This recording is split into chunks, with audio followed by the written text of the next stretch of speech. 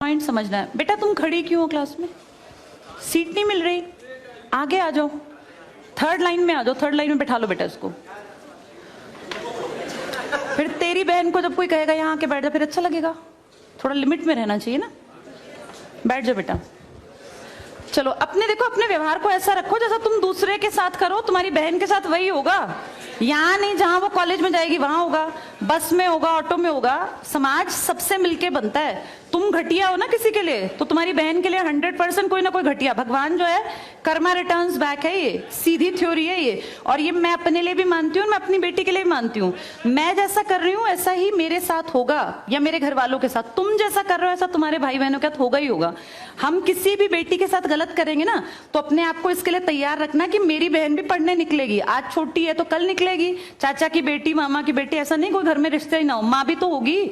जैसा तुम कर रहे हो ऐसा तुम्हारी माँ के साथ जरूर घटित हुआ होगा। अब तुम कर रहे हो। बड़े अच्छे कई एड्स हैं, उसमें एक जवान लड़का ना सीटी बजा रहा होता है, तो उसकी माँ, देखा तुम लोगों ने वो, उसकी माँ कहती है बेटा मत कर। तुम्हारी उम्र का था वो लड़का, उसकी माँ लगा लो मेरी एज की, मुझसे 2-4 साल बड़ी होगी, क्योंकि जो बच्चे 20 के हैं उनके माँ 40-45, उनकी माँ 45 साल तक की होती हैं।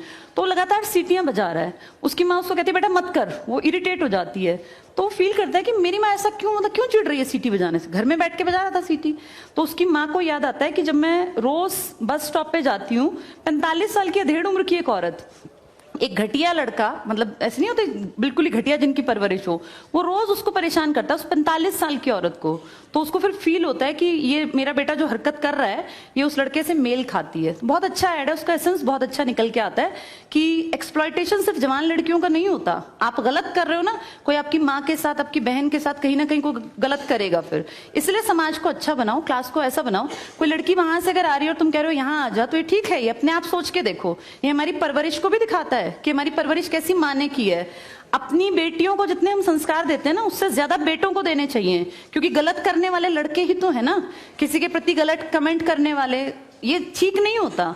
इतने काबिल बनो कि कोई तुम्हारे साथ बैठना चाहे। तुम्हें ये कहना पड़ रहा है कि यहाँ के बैठ जाओ, तुम कोई वो छिछोरे 70-80 के दशक के लड़के थोड़ी ना हो, पढ़े लिखे 21वीं-22वीं सदी के लड़के बैठे हो। तुम कोई बच्चे नहीं हो। अब अपने व्यवहार को इतना अच्छा बनाओ, क्योंकि जब गलत बात बोलो ना तो ये सोच के बोलना कि मेरे घर में जो औरत है ना उसको ये सहना पड़ रहा है कहीं ना कहीं।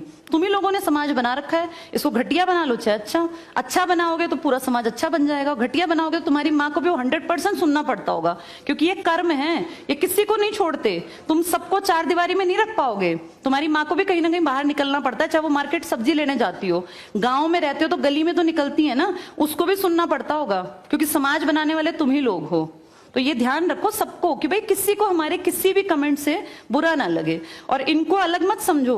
जैसे तुम्हारी बहनें ऐसी ये हैं, पसंद आना कोई अलग बात होती है, पर व्यवहार अच्छा रखना चाहिए। तुम्हारी परवरिश अच्छी माने की है, कम से कम ये दिखा के चलना। चलो ये टॉपिक